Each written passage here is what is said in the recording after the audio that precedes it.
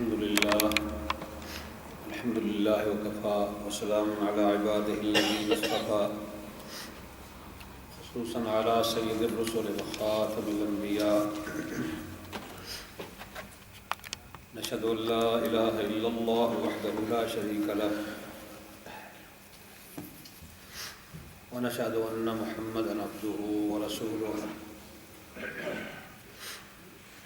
أما بعد أعوذ بالله من الشيطان الرجيم بسم الله الرحمن الرحيم وإذ جعلنا البيت مثابة للناس وأمنا واتخذوا من مقام إبراهيم مصلى وعهدنا إلى إبراهيم وإسماعيل أن طهرا بيتي للطائفين والعاكفين والركع السجود وإذ قال إبراهيم رب اجعل هذا بلدا آمنا وارزق أهله من الثمرات من آمن منهم بالله واليوم الآخر قال ومن كفر فأمتعه قليلا ثم أضطره إلى عذاب النار وبئس المصير وإذ يرفع إبراهيم القواعد من البيت وإسماعيل ربنا تقبل منا إنك أنت السميع العليم صدق الله العظيم سبحان ربك رب العزة عما يصفون وسلام على المرسلين والحمد لله رب العالمين.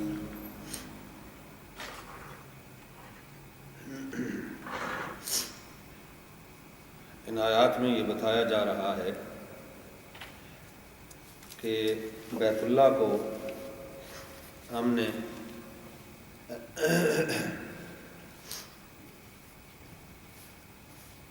بار بار لوٹنے کی جگہ اور جائے امن بنایا ہے.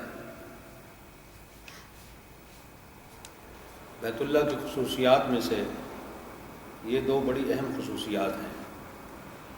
ایک کو مثابۃ للناس اور امن کی جگہ امن.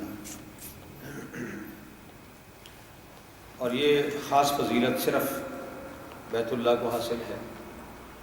مثابۃ للناس کا مطلب ہے کہ ایسی جگہ جہاں لوگ بار بار آئیں، ایک دفعہ آئیں پھر آئیں، بار بار لوٹ کر جہاں آتے رہیں، تو اس کو مثابۃ للناس کہتے ہیں. ابراہیم علیہ السلام نے جس وقت بیت اللہ کو تعمیر کیا تھا تو اس وقت انہوں نے کچھ دعائیں مانگی تھیں، جن دعاؤں کا ذکر سورہ بقرہ کی ان آیات میں بھی ہے جو میں نے تلاوت کی ہیں، اور قرآن میں دوسرے مقامات پر بھی ابراہیم علیہ السلام کی وہ دعائیں نقل کی گئی ہیں. یہ بات آپ سن چکے ہیں اور جان چکے ہیں کہ اللہ تعالیٰ کے حکم سے حضرت ابراہیم نے اپنی بیوی ہاجرہ کو اور بیٹے اسماعیل کو یہاں چھوڑ دیا تھا، اور یہاں پھر جبرائیل آئے اور یہاں سے زمزم کا چشمہ جو ہے پانی کا وہ نکلا. اس پانی کے نکلنے کے بعد یہاں انسانی آبادی کا سلسلہ جو ہے وہ شروع ہوا. اس سے پہلے یہاں کوئی شہر نہیں تھا. یہ ایک بیاب و گیا جگہ تھی، پہاڑوں سے گھری ہوئی، اور پہاڑ بھی کوئی آباد نہیں تھے. سیاہ خشک پہاڑ، ایسا لگتا ہے جیسے ان پہاڑوں کو پہلے آگ میں جلایا جھلسایا گیا ہے اور اس کے بعد ان کو یہاں فٹ کر دیا گیا ہے. یعنی اس طریقے کے سیاہ پہاڑ اور جو ہے وہ بے آباد قسم کے خشک قسم کے پہاڑ. تو یہ اللہ تعالیٰ کی بڑی حکمت ہے کہ اس نے اس جگہ پر اپنا گھر جو ہے وہ تعمیر کیا، ورنہ رب العالمین کے لیے تو یہ کوئی مشکل نہیں تھا کہ وہ دنیا کے کسی ایسے حصے میں اپنا گھر بناتا جہاں سرسبز و شاداب باغات ہوتے، لہلہاتی فصلیں ہوتی، جہاں نہریں جاری ہوتی اور خوبصورت مقام ہوتا، تو وہاں بھی بنا سکتا تھا. لیکن ظاہر ہے کہ وہاں لوگوں کی توجہ ان خوبصورت مناظر کی طرف ہوتی، وہ ایک سیرگاہ بنتی، وہ ایک پارک بن جاتا، لوگ آتے ہیں یہاں کی خوبصورتی دیکھنے کے لیے اور دوسری چیزوں کے لیے۔ لیکن ایسی جگہ پر گھر بنانا کہ جس جگہ میں کوئی کشش نہیں ہے، کوئی خوبصورتی نہیں ہے، سیاہ پہاڑوں کے اندر گھری ہوئی ایک جگہ ہے، وادی ہے بس، لیکن لوگوں کا وہاں کھینچے چلے آنا، یہ بیت اللہ کی خصوصیات میں سے ہے۔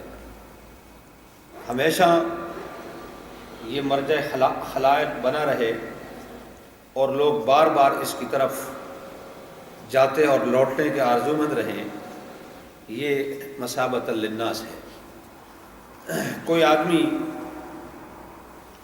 کبھی بھی اس کی زیارت سے سیر نہیں ہوتا، بلکہ ہر مرتبہ پہلے سے زیادہ زیارت اور طواف کا شوق لے کر کے لوٹتا ہے۔ آدمی ایک دفعہ جاتا ہے، زیارت کرتا ہے، طواف کرتا ہے،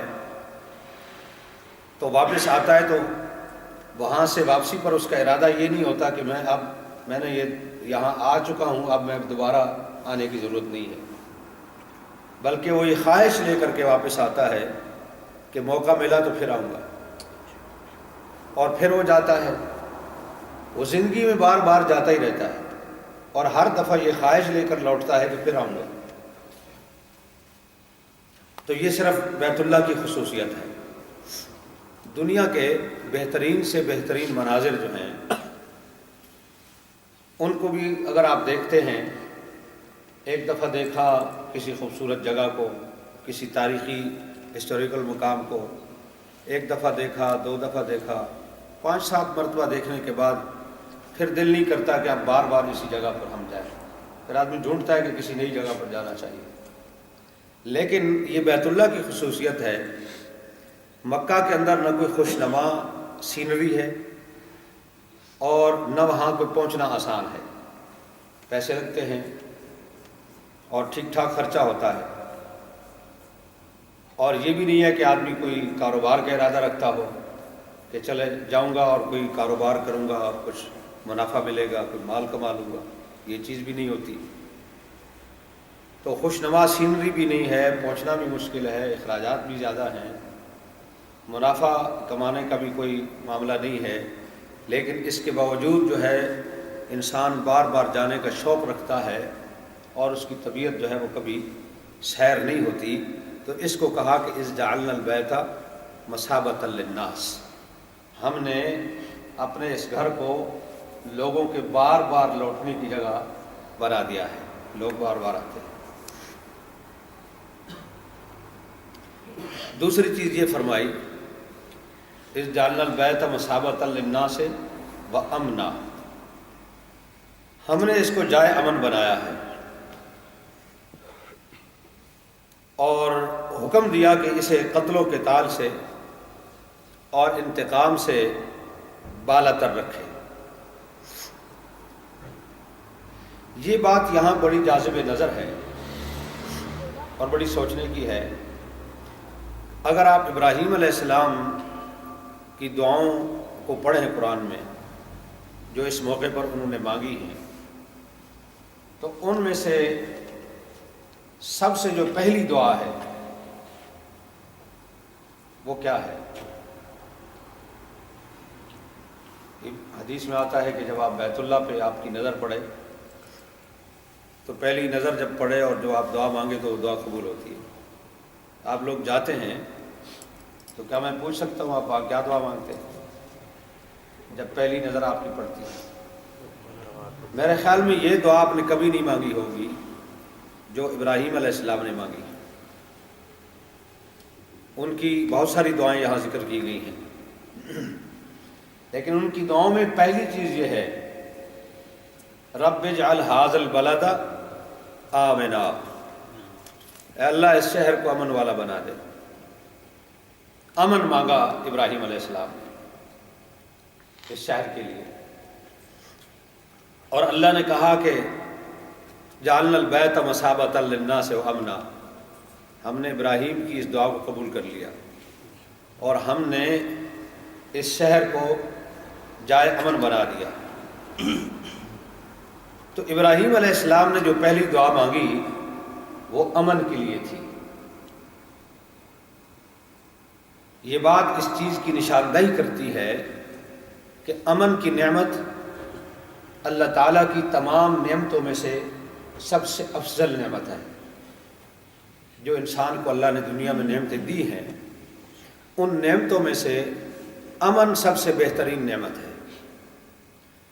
ہمیں اس نعمت کی قدر اس لیے نہیں ہے کہ ہم ایک ایسے ملک کے اندر بیٹھے ہیں جہاں امن ہے، جہاں ہمیں امن و امان اور سکون حاصل ہے۔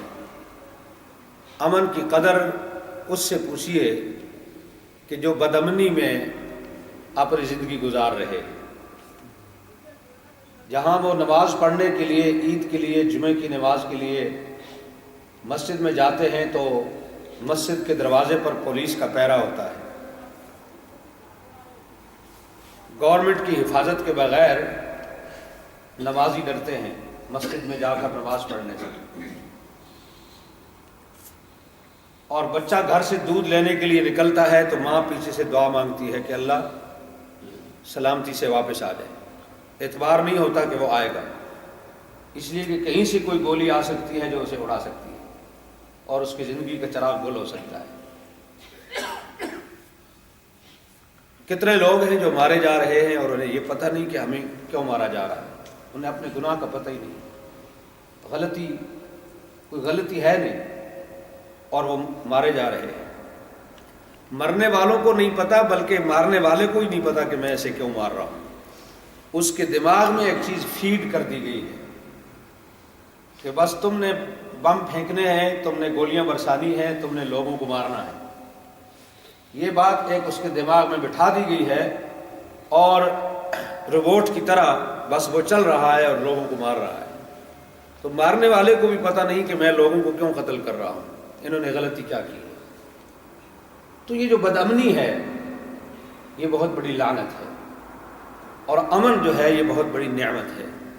اسی لیے ابراہیم علیہ السلام نے کہا کہ حاذ البلد آمنا، اے میرے پروردگار اس شہر کو امن والا بنا دے۔ اگر کسی جگہ امن و امان نہ ہو تو وہ رہنے کے قابل نہیں ہے، اگرچہ دنیا کی تمام نعمتیں وہاں موجود ہوں، اس ملک کے اندر دودھ اور شہد کی نہریں چلتی ہوں، اور بے شک اس ملک کے اندر زمین کے اوپر سونے اور چاندی کے فرش بچھا دیے گئے ہوں، لیکن اگر وہاں امن نہیں ہے تو وہ تمام نعمتوں کے ہونے کے باوجود وہ شہر، وہ آبادی اور وہ ملک رہنے کے قابل نہیں ہے۔ اور جس شہر اور آبادی سے یا جس ملک سے امن ختم ہو جائے تو وہ اپنی تمام نعمتوں سے محروم ہو جاتا ہے، اس کی طرف کوئی رخ نہیں کرتا۔ جہاں فائٹنگ ہوتی ہے، جہاں قتل و غارت ہوتی ہے، جہاں بد امنی ہوتی ہے، دنیا کا بزنس مین اپنا پیسہ نہیں لگاتا، بزنس مین اس طرف رخ نہیں کرتے، لوگ وہاں کاروبار نہیں کرتے۔ آہستہ آہستہ ان کی معیشت جو ہے اس ملک کی وہ تباہی کی طرف بڑھتی رہتی ہے، اور ایک وقت ایسا آتا ہے کہ جب اس ملک کا دیوالیہ ہو جاتا ہے اور وہ قوم صفحہ ہستی سے مٹا دی جاتی ہے۔ زمین باقی رہتی ہے لیکن اس زمین پر بسنے والے انسان یا تو آسمانی آفتوں سے مر جاتے ہیں یا سیلابوں کی نظر ہو جاتے ہیں یا زلزلوں کے بھین چڑھ جاتے ہیں، اور اگر اور کچھ نہ ہو تو بھوک اور افلاس سے مر جاتے ہیں، بھوک سے وہ تباہ ہو جاتے ہیں۔ تو یہ ساری چیزیں پیدا ہوتی ہیں بد امنی کے نتیجے میں، امن و امان نہ ہونے کے نتیجے میں۔ اللہ رب العالمین نے ابراہیم علیہ السلام کی اس دعا کو قبول فرمایا اور اس شہر کو امن والا بنایا۔ اگر آپ انسانیت کی تاریخ اٹھا کر دیکھیں تو اسلام سے پہلے جب کفار اور مشرکین اس شہر پر قابض تھے تو اس وقت بھی اس شہر کے اندر امن تھا۔ وہ کافر اور مشرک ہونے کے باوجود ان کا یہ نظریہ تھا کہ حرم کے اندر لڑائی حرام ہے، یہاں کسی کا خون بہانا یہ حرام ہے۔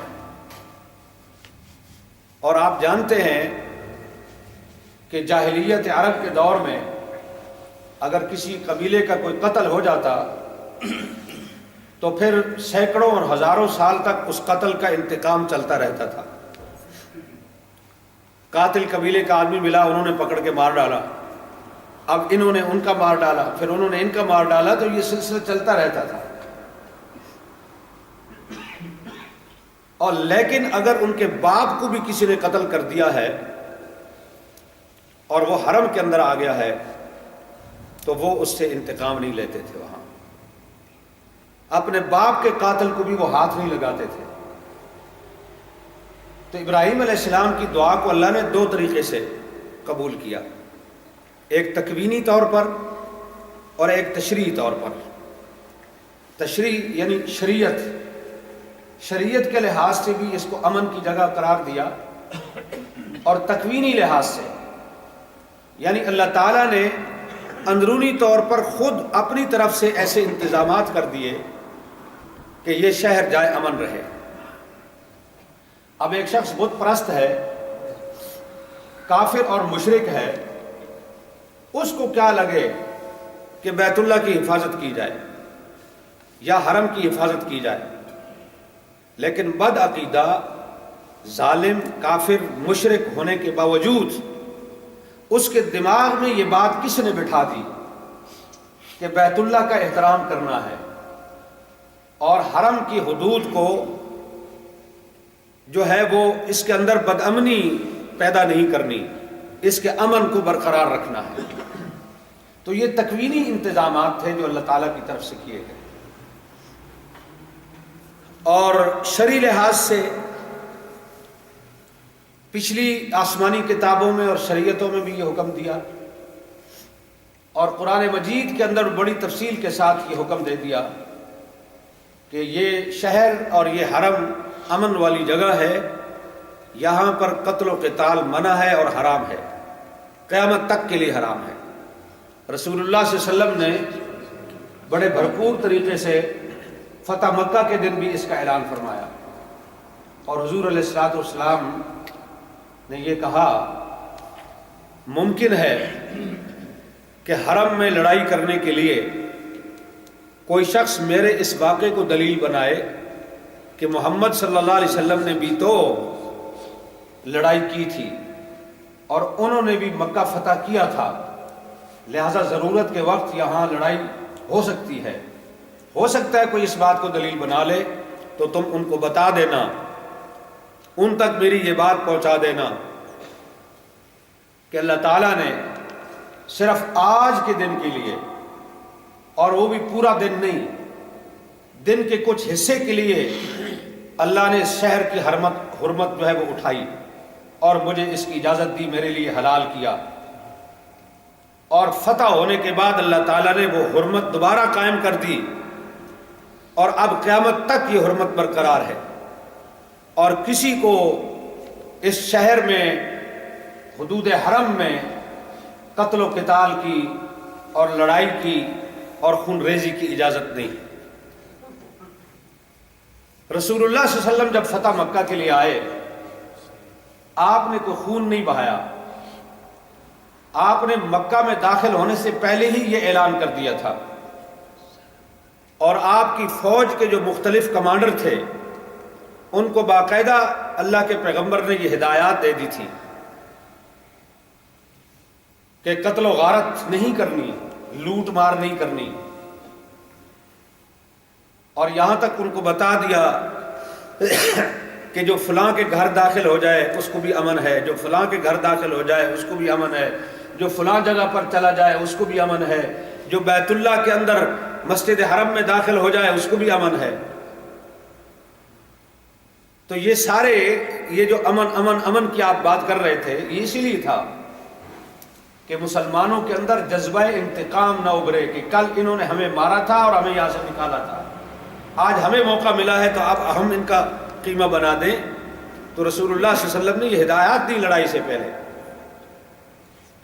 اور جتنے کمانڈر مکہ کے مختلف راستوں سے اندر داخل ہوئے، کسی نے مزاحمت نہیں کی اور کسی نے کوئی قتل و غارت نہیں کی، صرف ایک خالد بن ولید ایسے تھے کہ جس طرف سے وہ داخل ہوئے تو اس طرف کے لوگ مقابلے کے لیے آئے جو کفار تھے، تو حضرت خالد کی زبان سے یہ لفظ نکل گئے کہ الیوم یوم الملحمہ، آج انتقام کا دن ہے، آج لڑائی کا دن ہے اور آج بدلے کا دن ہے، آج بدلہ لیا جائے گا۔ اور ان کے یہ الفاظ جب رسول اللہ صلی اللہ علیہ وسلم تک پہنچے تو آپ نے فرمایا نہیں، الیوم یوم المرحمہ، آج رحمت کا دن ہے، لڑائی اور انتقام کا دن نہیں ہے۔ مجھے دنیا کا کوئی فوجی کمانڈر ایسا بتا دیجئے کہ جو عین لڑائی کے دوران یہ کہے کہ الیوم یوم المرحمہ، یہ رحمت کا دن ہے۔ لوگ مارتے ہیں، لڑائی ہوتی اس لیے ہے کہ دشمن کو مارا جائے، اسے قتل کیا جائے، اسے لوٹا اور برباد کیا جائے، لیکن یہ اسلام کی وہ امن کی تعلیمات ہیں جو پیغمبر علیہ الصلوۃ والسلام نے عین لڑائی کے درمیان میں بھی آپ نے یہ ہدایات دی، اور اگر کسی نے اس کو انتقام قرار دیا تو حضور نے فوراً رد کر دیا، فرمایا نہیں، غلط کہتے ہو، بدلے اور انتقام کا دن نہیں ہے، یہ رحمت کا دن ہے، لوگوں کو معاف کیا جائے گا، لوگوں کے ساتھ نرمی کی جائے گی، ان کی غلطیاں ان سے درگزر کیا جائے گا اور ان سے کوئی بدلہ اور انتقام نہیں لیا جائے گا۔ تو ابراہیم نے کیا دعا مانگی؟ رب اجعل ھذا البلد آمنا، اللہ اس شہر کو امن والا شہر بنا دے۔ تو رسول اللہ صلی اللہ علیہ وسلم نے عملی طور پر اس کی تشریح کر دی کہ یہ کس طرح جائے امن ہے، شرعی لحاظ سے بھی اور تکوینی لحاظ سے بھی۔ شرعی لحاظ سے تو یہاں تک ہے کہ اگر کوئی مجرم جرم کر کے بھاگ کر بیت اللہ میں چلا جاتا ہے، حرم میں چلا جاتا ہے، مثلا کسی کو قتل کر کے وہ بھاگ کے وہاں جا چھپا، زنا کیا اور وہاں جا چھپا، چوری کی اور وہاں جا چھپا، تو شریعت اسلامیہ میں چوری کی سزا ہاتھ کاٹنا ہے اور زنا کی سزا پتھر مارنا ہے اور قتل کی سزا قتل کرنا ہے بدلے میں۔ تو فرمایا ان میں سے کچھ نہیں کیا جائے گا۔ اگر کوئی آدمی یہ جرم کر کے اس نے وہاں جا کر پناہ لے لی بیت اللہ کے اندر، تو وہاں اس کو سزا نہیں دی جائے گی، بلکہ ایسا طریقہ کار اختیار کیا جائے گا کہ وہ یہاں سے نکلے اور حرم سے نکال کر باہر اس کو سزا دی جائے گی۔ ہاں البتہ وہ لوگ جو حرم کے اندر رہتے ہیں، جو وہاں کے باشندے ہیں، اگر ان میں سے کوئی شخص یہ جرائم کرتا ہے تو ان کا معاملہ الگ ہے، ان کو وہیں سزا ملے گی، اس لیے کہ انہوں نے جرم حرم کے اندر کیا ہے تو حرم کے اندر انہیں سزا بھی دی جائے گی۔ لیکن اگر کوئی باہر سے جرم کر کے وہاں جا کے چھپتا ہے تو اسے وہاں سے نکالا جائے گا اور اسے وہاں سزا نہیں ہوگی۔ تو یہ سارے احکامات جو ہیں یہ شہر کو اور حدود حرم کو امن والا رکھنے کے لیے ہیں۔ مکہ کی تاریخ میں 3 مرتبہ مکہ کی حرمت جو ہے وہ برباد کی گئی، 3 دفعہ سے۔ یعنی جس طریقے سے اس لحاظ سے میں یہ سمجھتا ہوں کہ مکہ شہر امن والا شہر ہے کہ اس نے اپنی تاریخ میں بد امنی کے وہ حوادث نہیں دیکھے جو دوسرے علاقوں نے اور دوسرے ملکوں نے اور دوسری جگہوں نے دیکھے ہیں۔ تاریخی لحاظ سے 3 بڑے مارکے ہیں اور 3 مرتبہ یہاں پر یہاں کے امن کو برباد کیا گیا اور اس شہر کے اندر خون بہایا گیا اور قتل و غارت کی گئی، اور بدقسمتی سے 3 دفعہ مسلمانوں نے کی۔ کسی کافر نے نہیں کی. کسی کافر قوم نے باہر سے چڑھائی کر کے بیت اللہ کے امن کو برباد نہیں کیا. تینوں مرتبہ مسلمانوں نے کیا. پہلی مرتبہ ابن زبیر کو قتل کرنے کے لیے بنو امیہ نے یہ کام کیا، اور حجاج بن یوسف جو ان کا گورنر تھا اس کے ذریعے سے یہ لڑائی لڑی گئی. اور بیت اللہ یہ کے سامنے جو پہاڑیاں ہیں ان کے اوپر منجنیقیں لگا کر کے، یعنی آج کی زبان میں آپ توپ کہہ لیجئے، وہ توپیں تو نہیں تھی لیکن اسی کو دیکھ کر توپ بھی بنا لی گئی ہے. اس میں پتھر رکھ کے پھینکتے تھے، تو وہ اس زمانے کی توپ تھی، تو وہ توپیں وہاں فٹ کی گئی، منجنیقیں لگائی گئی، ان کے ذریعے سے پتھراؤ کیا گیا. بیت اللہ شریف کے غلاف کو، پردے کو آگ لگ گئی اور اس کے ذریعے سے بیت اللہ کو آگ لگ گئی. کعبہ کا دروازہ جل گیا، اور حضرت ابراہیم علیہ السلام نے اپنے بیٹے کے عوض میں جنت کا جو دمبا قربان کیا تھا اس کے سینگ وہاں محفوظ پڑے ہوئے تھے. وہ سینگ بھی جل گئے، کعبے کا خزانہ بھی جل گیا، اور وہ آگ جو ہے اس نے حجر اسود کو بھی اپنی لپیٹ میں لیا. تو خاصا نقصان ہوا. ابن زبیر نے اس کو تعمیر کیا. پھر دوبارہ انہوں نے چڑھائی کی بنو امیہ نے. یہ یزید کا دور تھا، یزید بن معاویہ کا دور تھا.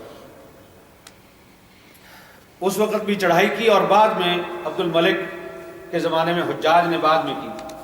تو 2 مرتبہ ہم اس کو ایک ہی واقعہ قرار دیتے ہیں جو 2 حملے کیے ہیں بنو امیہ نے، ایک یزید کے زمانے میں اور ایک عبد الملک بن مروان کے زمانے میں.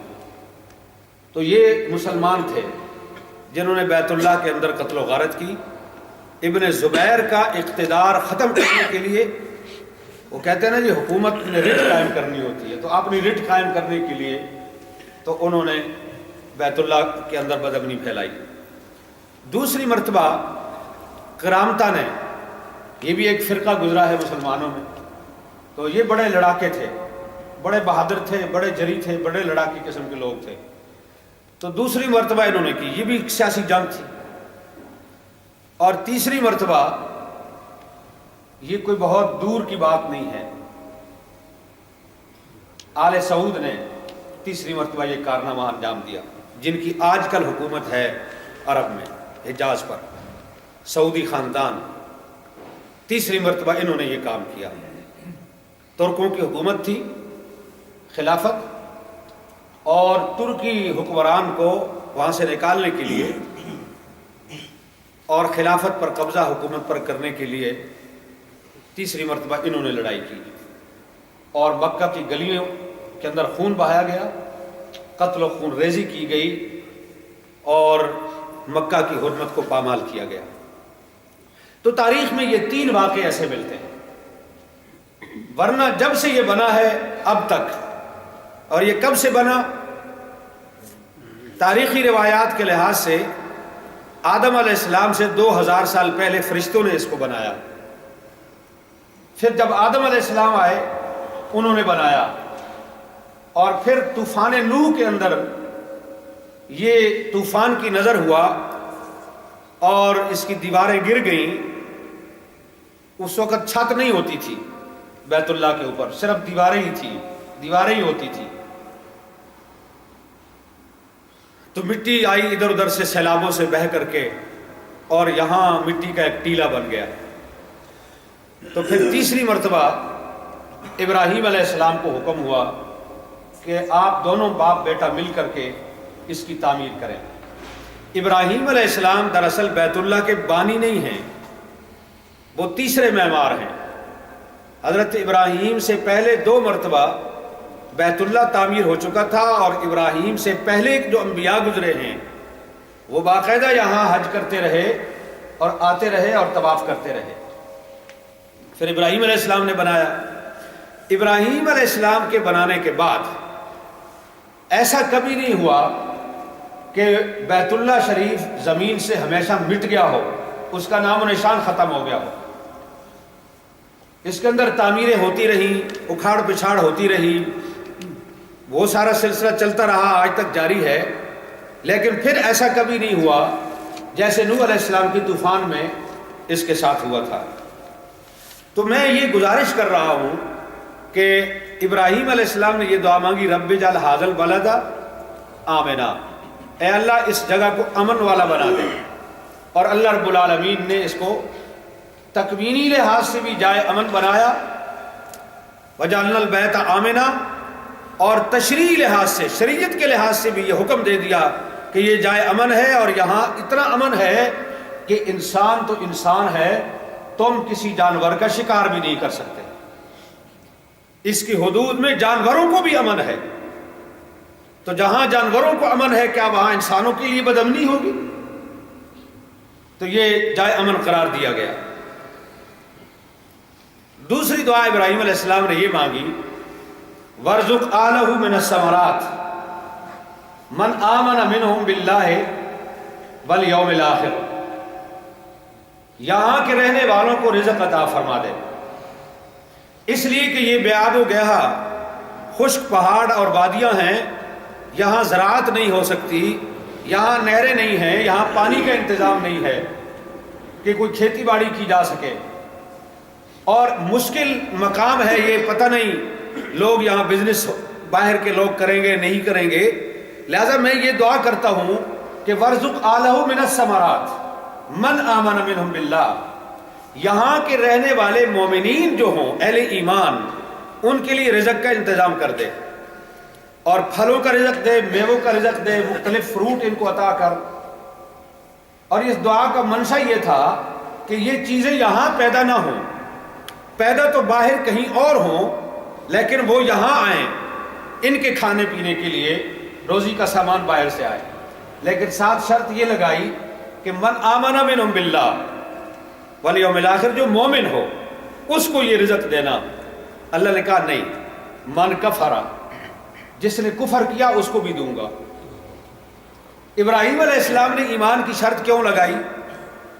اس لیے کہ ایک بات اس سے پہلے ہو چکی ہے پچھلی آیات میں، اور آپ سن چکے ہیں تفصیل کے ساتھ، کہ جب اللہ نے یہ کہا ابراہیم علیہ السلام کو کہ انی جاعلک للناس اماما، میں تجھے امام بنا رہا ہوں، تو ابراہیم نے کہا من ذریتی، میری اولاد کو بھی یہ عہدہ نصیب ہو جائے۔ فرمایا لا ینال عہد الظالمین، ظالموں کو نہیں دوں گا، کافروں کو اور ظالموں کو یہ عہدہ نہیں دوں گا، یہ منصب نہیں دوں گا، تیری اولاد میں سے جو اہل ایمان ہوں گے ان کو دوں گا۔ تو ابراہیم علیہ السلام کے ذہن میں یہی بات آئی کہ پہلے بھی اللہ نے یہ کہہ دیا ہے کہ تیری اولاد کے کافروں کو محروم کروں گا اور ایمان والوں کو دوں گا، تو چلو اب ہم خود ہی کہہ دیتے ہیں کہ من آمن منہم باللہ والیوم الآخر، جو ایمان لائے تو اس کو دے دے۔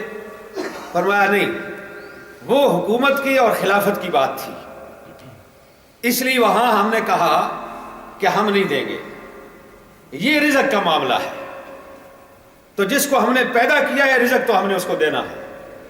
ما من دابۃ الا علی اللہ رزقها، رزق تو ہم نے دینا ہے، یہ ہم نے اپنے ذمے لیا ہے، کوئی ہمیں مانے یا نہ مانے، کوئی ہمارے اوپر ایمان لائے یا نہ لائے، رزق ہم دیں گے۔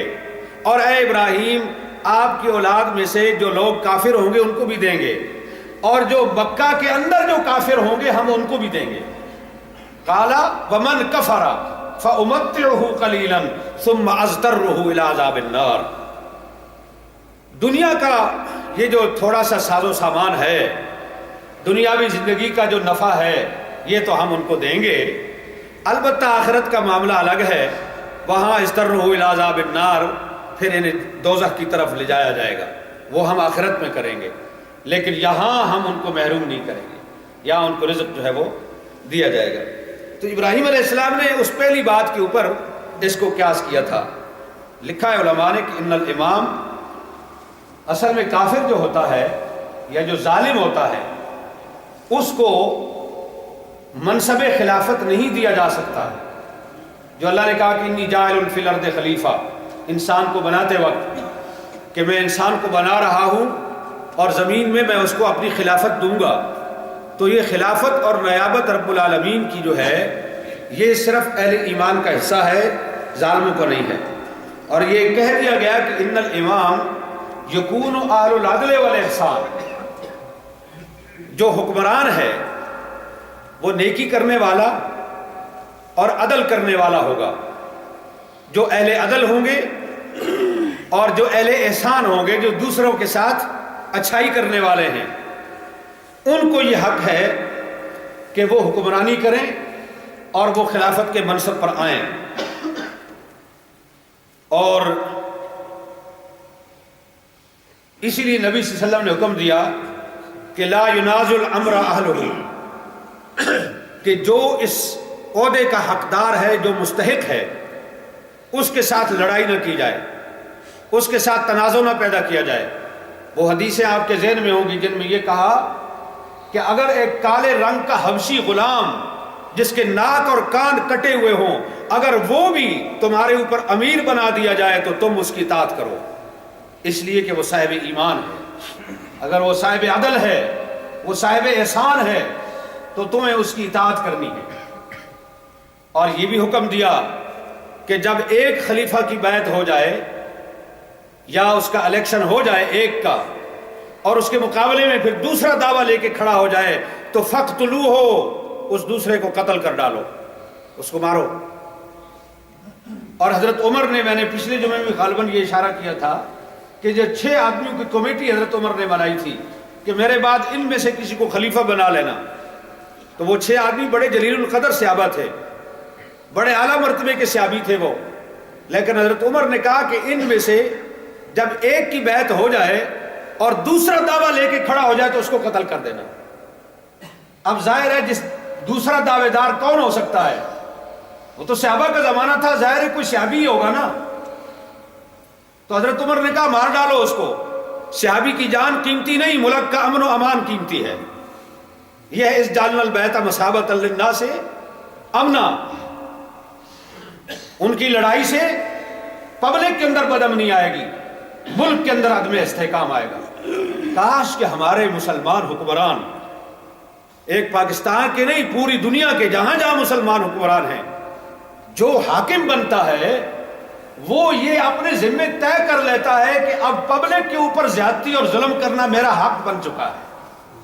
حالانکہ حضور نے فرمایا سید القوم خادمہم، جو قوم کا سردار اور راہبر رہنما ہوتا ہے، جو قوم کا بڑا لیڈر ہوتا ہے، وہ قوم کا خادم ہوتا ہے۔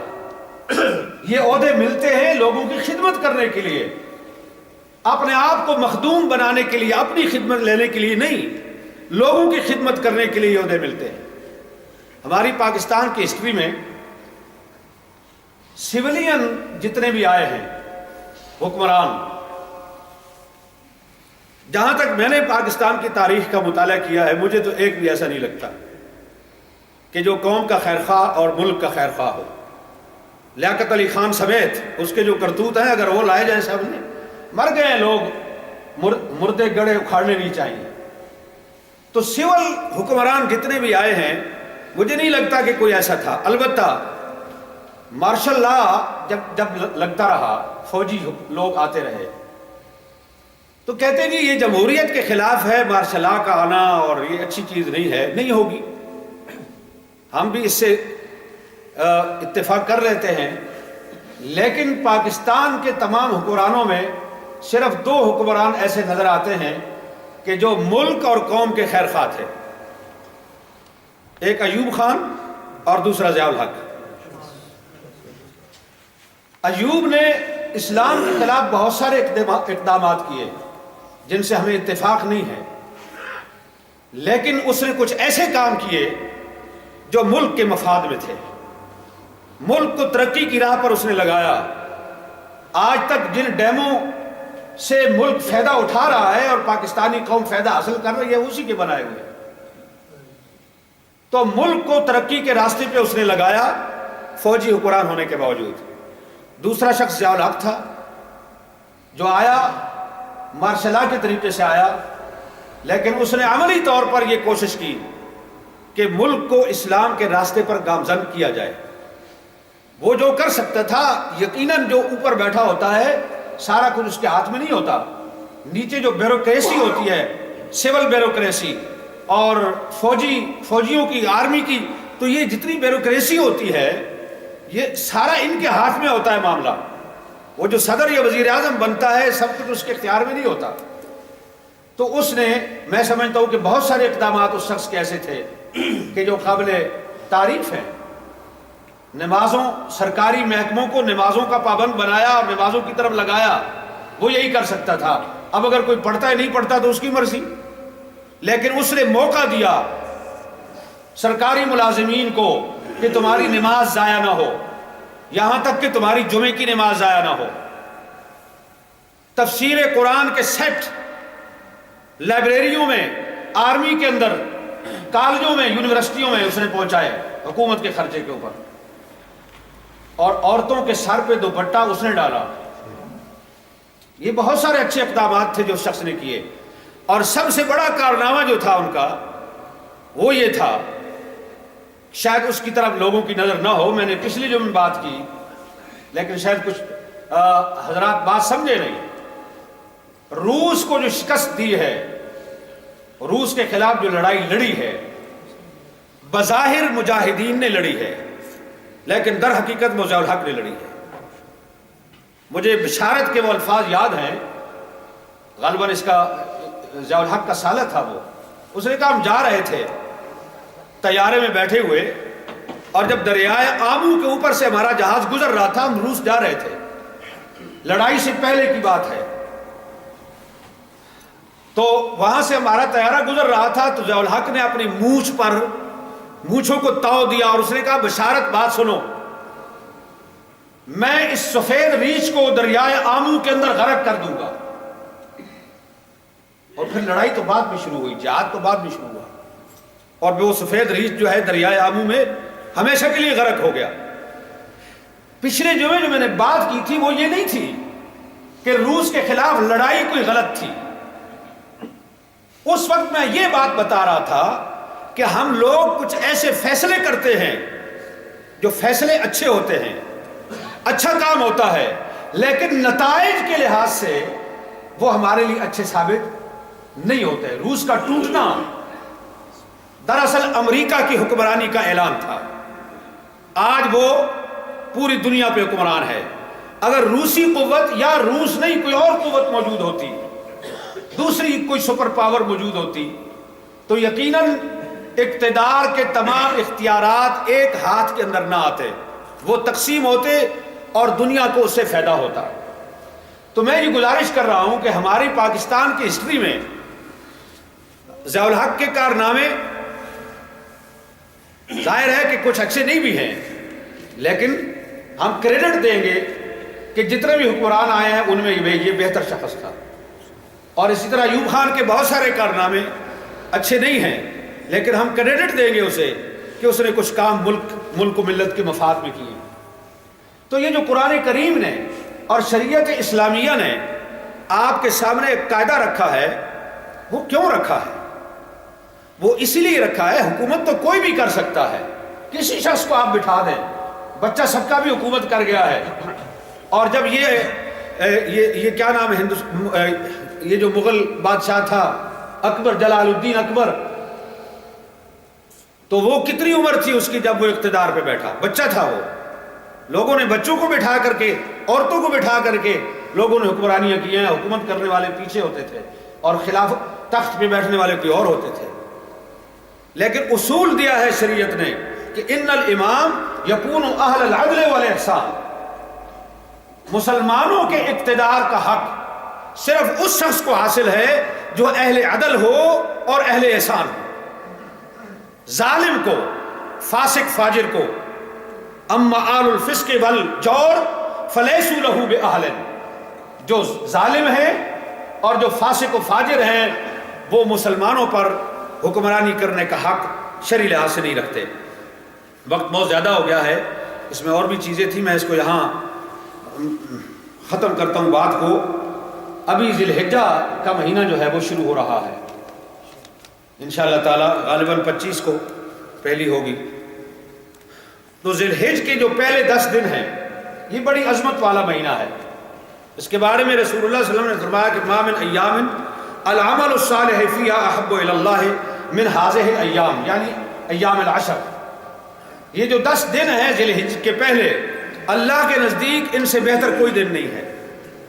یہ دن تمام دنوں سے افضل ہیں، حتیٰ کہ یہاں تک لکھا ہے کہ رمضان کے دنوں سے بھی ذی الحجہ کے 10 دن افضل ہیں، راتیں رمضان کی افضل ہیں، اس کے اندر لیلۃ القدر بھی ہے اور باقی راتیں بھی، راتیں رمضان کی افضل ہیں، لیکن دن ذی الحجہ کے یہ پہلے 10 دن جو ہیں یہ افضل ہیں۔ تو رسول اللہ صلی اللہ علیہ وسلم نے جب یہ بات فرمائی تو لوگوں نے کہا یا رسول اللہ ولا الجہاد فی سبیل اللہ، اللہ کے راستے میں جہاد کرنا بڑا عمل ہے، کیا یہ دن اس جہاد سے بھی افضل ہیں؟ آپ نے فرمایا ہاں، یہ جہاد فی سبیل اللہ سے بھی افضل ہے، ہاں البتہ اگر کوئی شخص اپنا ساز و سامان لے کر کے نکلا جہاد کے لیے، خود بھی مارا گیا اور اس کا ساز و سامان بھی وہاں کام آ گیا، اس شخص کی بات الگ ہے، ورنہ جہاد فی سبیل اللہ سے بھی یہ افضل ہے۔ الا رجل خرج بنفسہ ومالہ ثم لم یرجع من ذلک شیء، اللہ کے راستے میں نکلا، نہ جان واپس لے کے آیا نہ مال واپس لے کے آیا، دونوں قربان کر دیے، تو وہ اعلیٰ ہے۔ اور پھر ایک روایت میں آتا ہے کہ فاکثروا فیہن من التسبیح والتحمید والتہلیل والتکبیر، ان 10 دنوں میں تمہیں کیا کام زیادہ کرنا ہے؟ فرمایا کثرت سے اللہ تعالیٰ کی تسبیح کرو، اللہ تعالیٰ سے خدا کی حمد بیان کرو، کثرت سے لا الہ الا اللہ کہو، اور کثرت سے اللہ تکبیر اللہ اکبر کہو، تو سبحان اللہ، الحمدللہ، لا الہ الا اللہ، اللہ اکبر، یہ تسبیح تحمید تحلیل اور تکبیر ہے، تو کثرت سے یہ تم پڑھا کرو، اس کا ورد کرو۔ اور فرمایا کہ من الاعمال الصالحہ التی یستحب فی ایام العشر صیام الایام التسع، 9 دنوں کے روزے جو ہیں ذی الحج کے پہلے 9 دنوں کے جو روزے ہیں یہ بڑے افضل ہیں، تو ان 9 دنوں کے روزے رکھو۔ نبی رحمت صلی اللہ علیہ وسلم کی زوجہ محترمہ ام المؤمنین حفصہ وہ کہتی ہیں کہ کانا یصوم 9 من ذی الحجہ، نبی صلی اللہ علیہ وسلم ذی الحج کے 9 دنوں کا روزہ رکھتے تھے، اور نامی کا روزہ تو خصوصیت کے ساتھ رکھتے تھے، وہ یوم عاشوراء اور 10 محرم کا روزہ رکھتے تھے، اور بثلاثۃ ایام من کل شہر، اور ہر مہینے کے 3 دن جو ہیں 13، 14، 15 اور کبھی 14، 15، 16، تو ہر مہینے کے ان 3 دنوں کا ابھی آپ روزہ رکھتے تھے، لیکن یہ تو سال میں ایک مرتبہ آتے ہیں، تو یہ 9 دن جو ہیں ان کا روزہ رکھنا چاہیے۔ اور خصوصاً جو نامی ذی الحج کا روزہ ہے اس کے بارے تو فرمایا کہ صیام یوم عرفہ، اس کو یوم عرفہ کہتے ہیں نا، اس دن حاجی عرفات میں ہوتے ہیں 9 ذی الحج کو، تو اس لیے اس دن کا نام ہے یوم عرفہ۔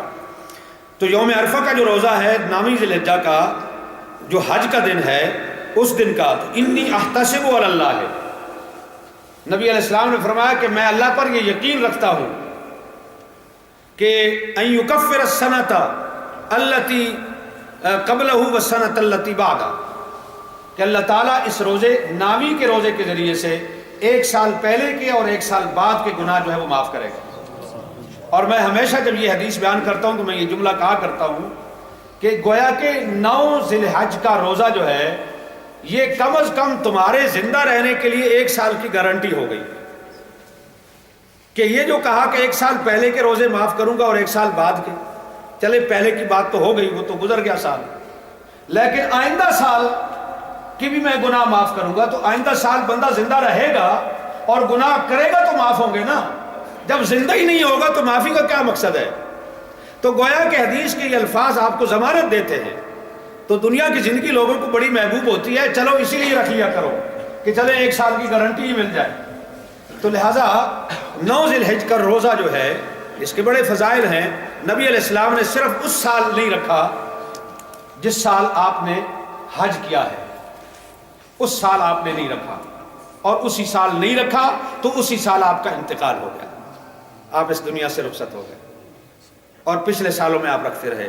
اقول قولی ھذا استغفر اللہ علیہ وسلم۔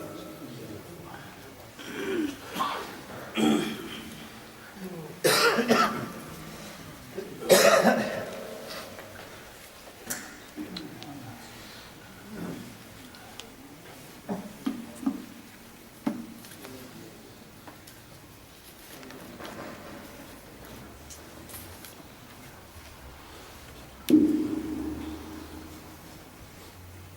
بالله من الشيطان الرجيم.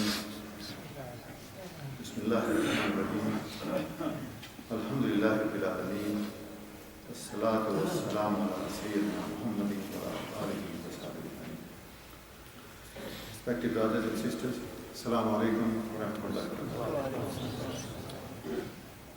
Mufti Sahib has continued today with the discussion relating to Hazrat Ibrahim alayhi salam and the Kaaba. He touched upon the location of the Kaaba and the construction of the Kaaba, the station of the Kaaba, and the spatial status of the Kaaba for the world, or the inhabitants of the world. If you look at the aerial view of the Kaaba,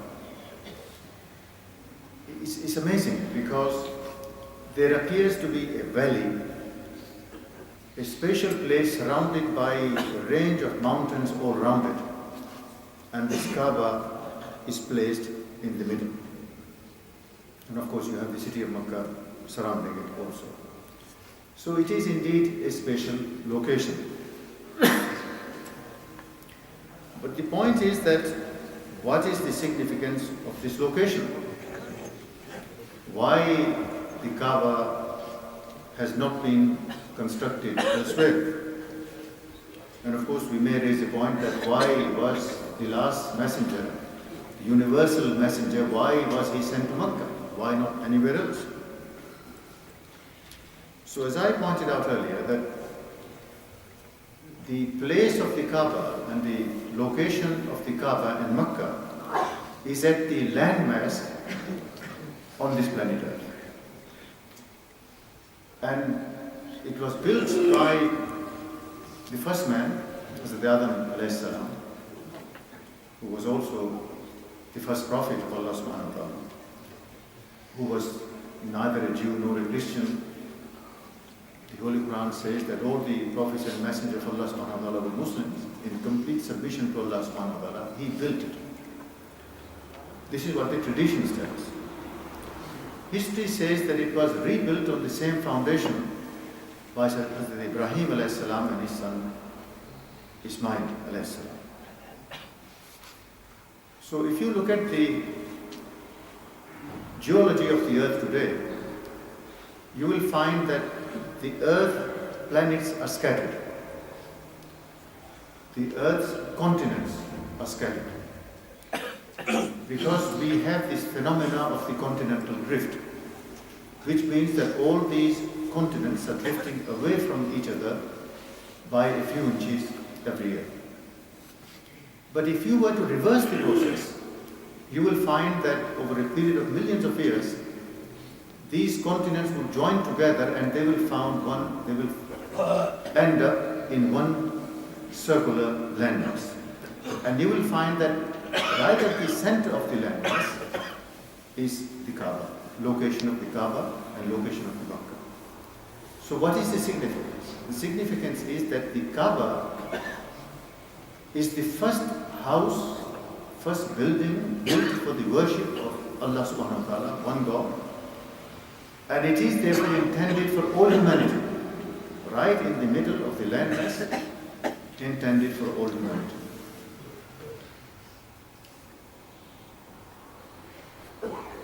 So now, being at the center of the landmass, it also has a very unique, in fact it is the unique location. And this is where positive energy descends. And it is due to this reason that when we circumambulate around the Kaaba or circuit around the Kaaba or go around the Kaaba, we feel spiritually uplifted because this positive energy descends there. And this is why Mufti Sahib, when he read the ayahs of the Holy Quran today, Surah Al-Baqarah chapter 2, verses 1 to 5 to 1 to 7. I read this translation because the time is pressing. And in fact, I'll begin with ayah 1 to 4. And remember that Abraham was tried by his Lord with certain commands, which he fulfilled. He said, Allah said, I will make thee an imam to the nations. He pleaded, and also imams from my offsprings. He answered, that is Allah answered, but my promise is not within the reach of evildoers. And it goes on to verse 1 to 5. Remember, we made the house a place of assembly for men and place of safety. And take ye the station of Abraham as a place of prayer. And we covenanted with Abraham and Ishmael that they should sanctify my house for those who compass it round, or use it as a retreat, or bow or prostrate themselves therein. And remember, Abraham said, my Lord, make this city a city of peace, and feed his people with fruits, such of them as believe in Allah and the last day. He said, that is Allah said, yes, and such as reject faith, for a while will I grant them their pleasure and sustenance, but will soon drive them to the torment of fire, an evil destination indeed. So it is a place of peace, and as Mufti Sahib pointed out, the significance of this word, Masabat al-Nas, it is a place, Al-Baita Masabat al-Nas, it's a house for humankind where they will visit and repeatedly visit. And it's amazing that whenever we go to perform Hajj or Umrah, our last wish is to return. And we ask Allah subhanahu wa ta'ala, Ya Allah, bring me back. That appears to be the desire of all the people that you find who have visited the Kaaba. So it is a unique location. It is ordained to be peaceful by Allah subhanahu wa ta'ala, because in Surah Al-Imran, Allah subhanahu wa ta'ala says so, فِيهِ آيَةٌ بَيِّنَاتٌ مُقَامَ إِبْرَاهِيمَ وَمَنْ دَخَلَهُ كَانَ آمِنًا. In it are signs manifest, for example, the station of Abraham, whoever enters it attains security. So this is what Allah subhanahu wa ta'ala says, it is a place of security. So it's a special location, it's a special place, a place of peace and security. Hazrat Ibrahim alayhi salam ordained supplications. He submitted supplications to Allah subhanahu wa ta'ala that feed his people with fruits and vegetations and grant them sustenance. And as we know in Mecca, all the things are changing now, because it is a desert land, and growth of vegetation and so on wasn't possible until recently, because now they are pumping out water. And as it is a desert land and it's a virgin land, therefore when you add water to it, the crops are very bountiful.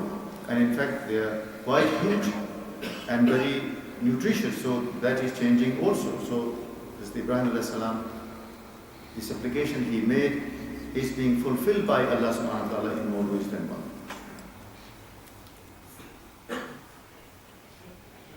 And also Hazrat Ibrahim alayhi salam, he prayed, Rabbi Jal Haza Balada Amina.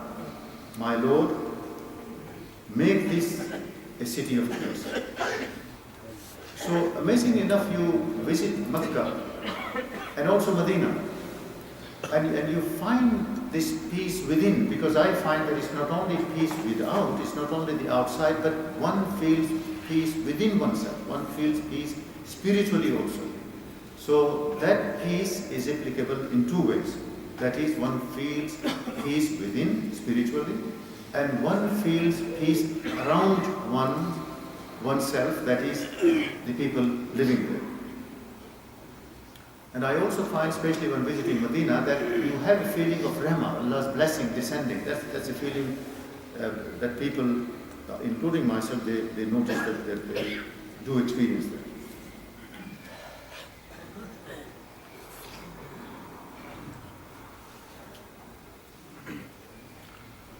So, Mufti Sahib mentioned about the political situation and so on also. And of course, this politics, as you know, is never ending. But with what's going on in Pakistan today, at least we have two people, and I think also this is Allah ordained. They have at least made open the secrets of the governments and the people who run the government as to how this corruption takes place and how these public funds and borrowed money is siphoned off, and there is no end to it. And let's hope and pray that Allah subhanahu wa ta'ala does what is best for Pakistan and the inhabitants of Pakistan. Lastly then, we are approaching Zil Hijjah, special month in the House of Islam.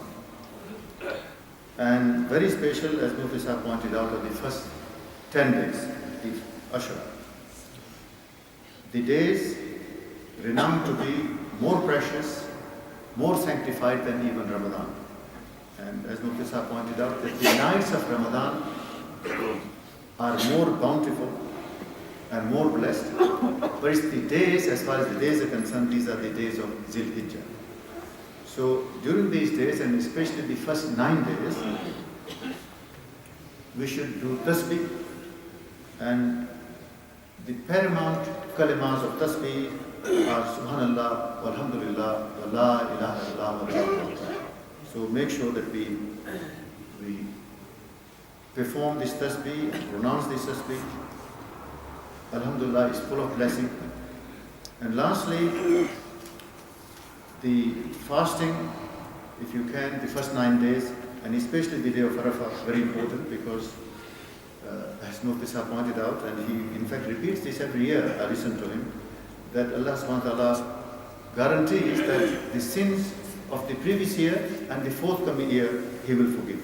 So the previous year has gone, but because Allah subhanahu wa ta'ala says so, that's what He says, that's His promise, that of the future year sins are also forgiven.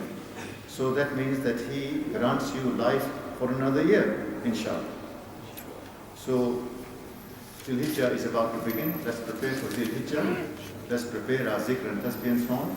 And may Allah subhanahu wa ta'ala accept our humble praise that we perform to please Him, inshallah. And may He forgive our shortcomings. Assalamu alaikum.